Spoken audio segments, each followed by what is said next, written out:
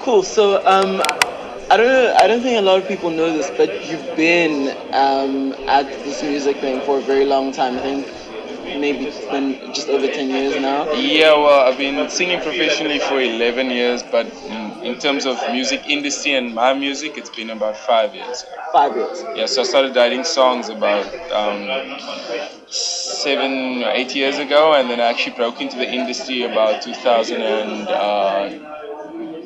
Yeah. And do you start off as a lyricist or as a singer? Because I know I you started, write as an yeah, artist. I started off as a singer, and then what happened from there was this moment where we did this corporate function with Luis Obala, and he was there, and we went to the bed and breakfast where we were all staying, and he said, we sat there, and I was usually a shy kind of guy, and for some reason something told me to get my guitar, and he said, oh, you write as well? So I was like, yeah. So he said, play me a song. Played him the song, and he said, oh wow, that's really good. And then he was like, can you play me another one? Because he probably thought maybe it was a fluke or something.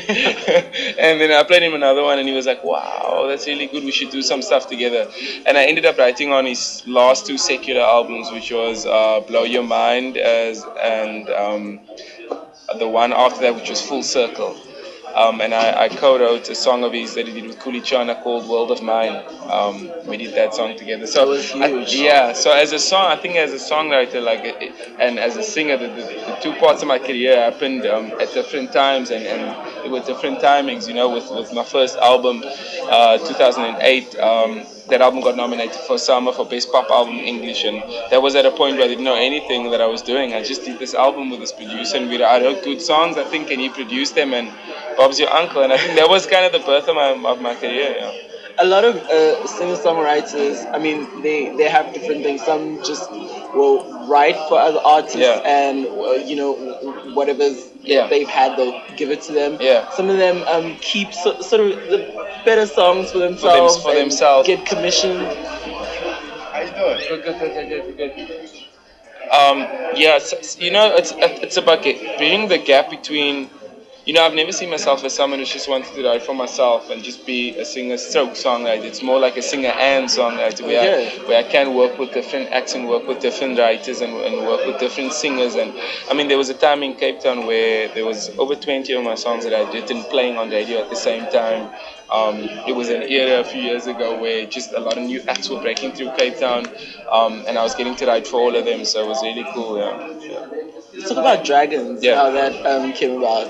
Uh, Dragons, it was an interesting thing because I'd been wanting to drop my new single, and the producer took a bit longer than I expected, and I just wanted the song to be right. He sent me the production, and it's a weird. I don't know how I came up with the idea for the name of the song, but I got the visual of I was having a bad day. The song is virtually about problems and getting away from them, and then I just got this visual of a dragon and flying away like a dragon and having the ability to just soar above anything and just burn all the problems away. And that's what the lyric says, And the song's about escapism and just getting away from your problems.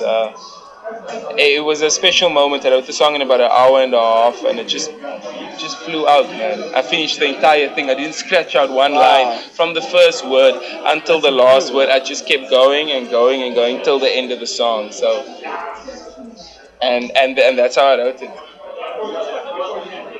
So yeah. So do you usually start with the production and then go into the writing, or It works either way, depending. If I'm working with a producer, he'll send me production, I'll write on it. If I'm working by myself, I'll write the song on guitar, and then send it to the producer from that point.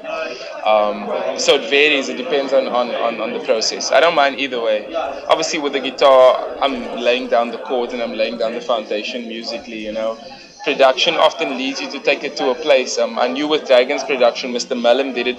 I knew that at the chorus, it was an epic chorus, and I needed to take it to that place with the melody. And I think the hook of that song is one of the. I mean, I performed it at the Cape Town Festival yesterday, and I mean, when I got to the chorus, I didn't have to sing it. People were just like, and at the end, I stood there just with piano.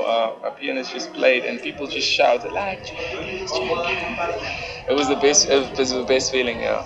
Must be incredible. Yeah. Also, it's a kind of a new sound compared to Yeah. where I was before. Yeah. So just getting that affirmation and reassurance from the people, seeing them respond in that way, it was just amazing. So good, good, good, good, good, good, Good, good, good. good. Was that a conscious decision, that new sound, the new Nah, direction? it was. I knew it's just where I'm at. It was just where I was writing. I knew that my stuff's going like in a slightly edgier direction. That just because that's how I feel right now, and I've always seen myself as a popular artist. But people often box you because they feel like they have to. Oh no, he looks urban or he sounds urban, so he's R&B. Oh no, there's nice harmonies. Ah, he's soul. Oh, but I've always seen myself as a pop songwriter, and I think across the board, across genres, because Yeah. as long as it's commercial and it's popular, I can do it. Because I mean, I've been working on some house stuff as well, but not for myself, for a different project called Heartbeat Cafe. Yeah. So it's just about as being versatile as a writer. Yeah.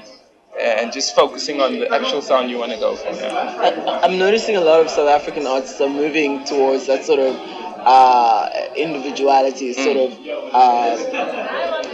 a finding of themselves. Yeah, yeah. I don't know. Is there a definite shift in South African music? I'd say, I think South African music is in such a good place when it comes to quality. And like someone said yesterday in one of the panels, they were like, you know what? The Pro Tools you have here is the same Pro Tools we have in London, and the studio is the same, and everything's the same. And for me, that just shows that it's about where you at. For me, I want to be in the genre of good songs, and that's it. I'm not thinking beyond. I'm not thinking, oh, this is the kind of sound I want to have to make money. I'm just thinking this is where I'm at, and I just want every song to be good because nothing can stop a good song. Exactly. And I Yeah. mean, you got acts like Jimmy Nevis coming through, which is he was purely about the first song. People heard the song before they saw him, and the song broke his career. It broke the label that he signed to. All the success was based on that song. So that's the power of it. So I focused on. I got a good team behind me now, so I've just been focusing on good songs. Yeah. So about the black ties, is Mm. that another That's channel of your expression? Yeah, that's a special project. That's the corporate project with two of my best friends. We perform covers and we do corporates and we performed all over the world and it's just the best.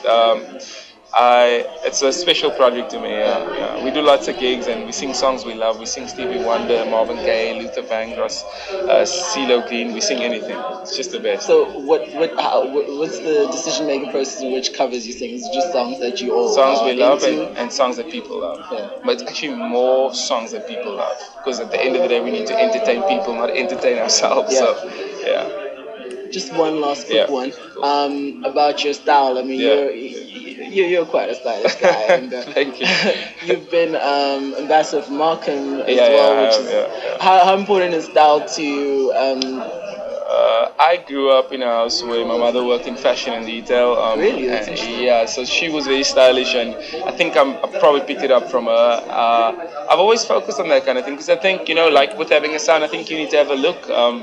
And not try too hard to stand out, but just find something that's comfortable for you and just choose your garments carefully. Yeah. I was fortunate enough to be nominated as one of GQ's best dressed this year as Yeah, well, yeah. which was a big pat on the back for me because I've always read the magazine. I was Yeah. a big fan of fashion, and I think I'll probably tap into that later in my career, tap into some fashion things and just consulting and working on some stuff. When my music's at that point where I can start selling other things, Yeah. then I will definitely be doing that. So. Yeah, I think style is important, and I think people shouldn't just focus on talent anymore. There's so much more because there's so much competition.